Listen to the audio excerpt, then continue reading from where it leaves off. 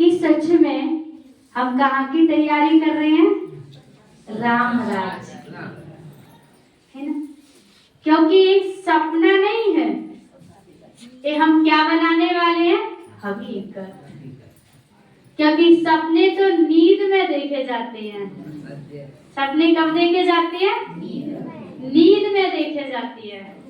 क्योंकि वो परम पिता परमात्मा सृष्टि का रचयिता, वो जब पर काया प्रवेश होता है, जब दिव्य अलौकिक जन्म लेता है, जिसके लिए शास्त्रों में भी कहा है कि यदा यदा ही धर्मस्य गिलाननवता भारतम अभ्युत्थानम धर्मस्तदातनम सृजानम।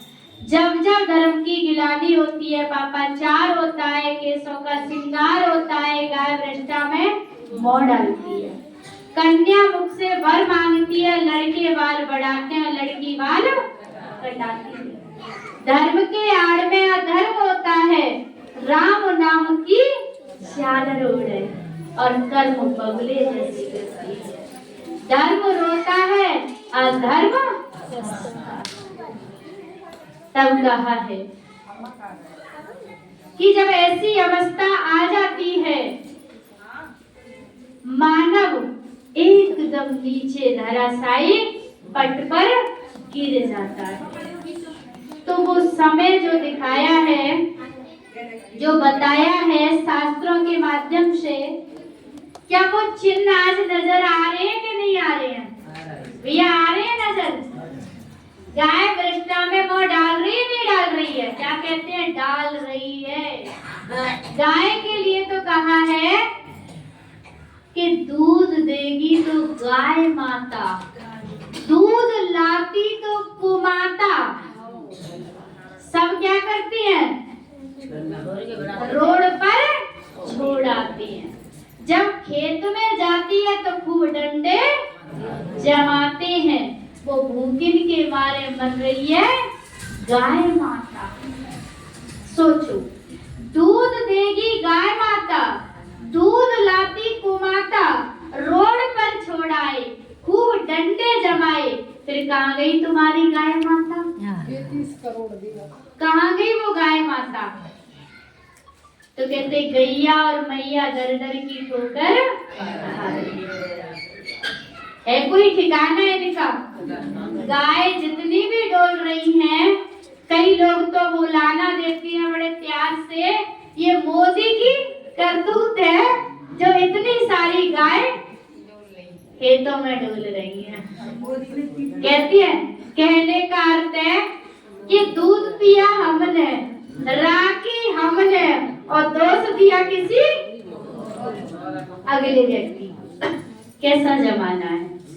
तो आज जो चिन्ह नजर आए हैं, दिखाए हैं, वो सारे नजर आ रही है। तब कहा था कि जब जब होए धर्म की हानि, बाड़े असुरा धर्म अभिमानी। जब जब धरे प्रभु मनुष्य शरीरा, किसका शरीरा? मनुष्य शरीरा, बाड़े रोग हरे सब पीड़ा। क्योंकि रोग स्टार्ट कैसे आ रहे हैं? बाढ़ की तरह। जैसे अभी कुछ टाइम पहले ही निकल के गई है बाढ़। कहाँ पर सबसे ज्यादा आई थी? पंजाब में। क्या हाल हुआ, जानवर, इंसान, व्यक्ति ऐसे बहकर जा रहे हैं जैसे कि क्या बहता है? पत्ते। जा रहे कि नहीं जा रहे? इसी प्रकार स्वयं अभी क्या बहकर आ रहा है हम सब के अंदर? इतने बैठी हुई आत्मा और इतनी दुनिया में आत्माएं, क्या कोई एक आत्मा ऐसी है जो निरोगी हो? क्या कहते हैं? एक आत्मा को एक रोग नहीं, अनेक रोग हैं। क्यों? क्योंकि जब कान में दर्द हुआ, दवाई खाई कान के दर्द की, पर ये तो हल्का ही ठीक हुआ, पर दर्द पैर में शुरू हो गया या पेट में शुरू हो गया। बड़ी विचित्र बात है। कितनी कितनी बीमारियां, कईयों को तो देखते हैं कि सब कुछ संपन्न है घर में, पर निवाला मुंह में नहीं जाता है, खा नहीं सकती है। घी के कनस्तर भरे हैं, शक्कर मिठाइयों के बोरा गोदाम दुकानें लगी पड़ी हैं, पर जीभ पर रख नहीं सकती। सोचने की बात है। तो भगवान जब आएगा, फिर भी आत्माओं ने भगवान के लिए कई ऐसी भ्रांतियां पैदा की हुई हैं कि आज का जो मानव है वो सत्य से कोसों दूर चला गया। मात्र हम राम को मानते हैं, पर राम की नहीं मानते। हम राम को मानते हैं, पर राम की नहीं मानते। हम कृष्ण को मानते हैं, पर कृष्ण की नहीं मानते।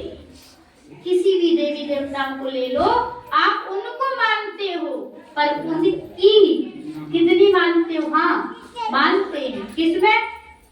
अगरबत्ती टाइम से लगाना, समय पर व्रत रखना, समय पर लोटा चढ़ा देते हैं, पर भगवान ने कहा कुछ और हमने किया कुछ और।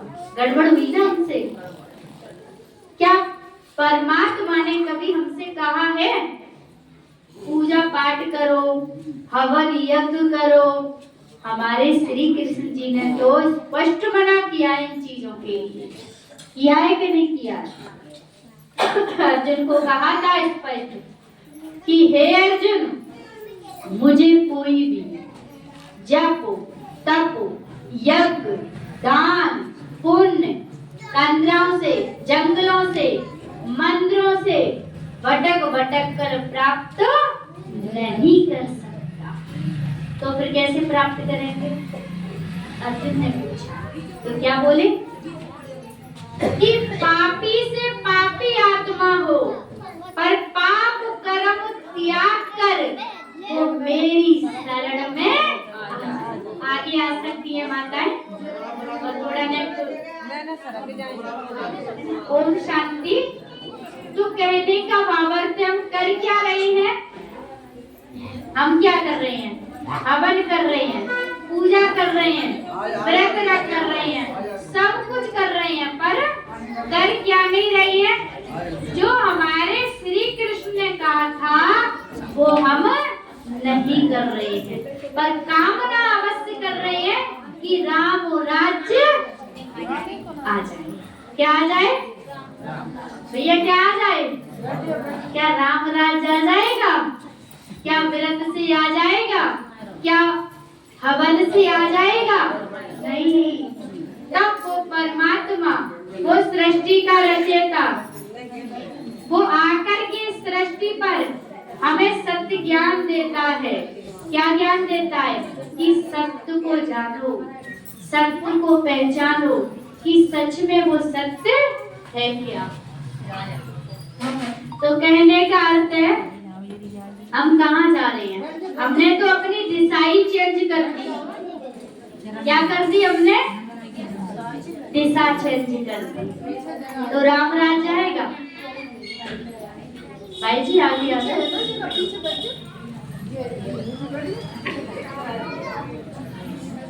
तो कहने का अर्थ है कि जितने भी हमारे शास्त्र बने हैं, जितने भी हमारे ऋषि मुनि गए हैं, इन्होंने सच में सत्य तपस्या करी। इन्होंने जो कुछ देखा था वो ठीक देखा था अपने तीसरे नेत्र से। वो कौन सा तीसरा नेत्र था? ज्ञान का चक्षु, तीसरा नेत्र। कहते थे कि हमारे ऋषि मुनियों में इतनी ताकत थी, इतना बल था कि अगर वो किसी आत्मा के बारे में देखना चाहते थे कि इसके जीवन में कितने पुण्य और कितने पाप हैं, तो वो पल भर में झलक देख लेते उनकी पूरे जीवन की, कि इनके जीवन में क्या क्या है और क्या मिलने वाला है, सुख या दुख। तो बचाव के लिए कुछ ऐसी कहानियां, कुछ ऐसे किस्से लिख दिए थे जिन किस्सों के माध्यम से हम अपने जीवन को श्रेष्ठ बनाए, पर हुआ क्या कि लिखा कुछ और था और हम कर कुछ और रहे। तो चलो हम इसके बारे में आपको आगे बताएंगे कि अभी फिर से हमें राम राज्य कैसे लेके आना है, तो उस पर हम ध्यान देंगे और किसके माध्यम से, गाने के माध्यम से।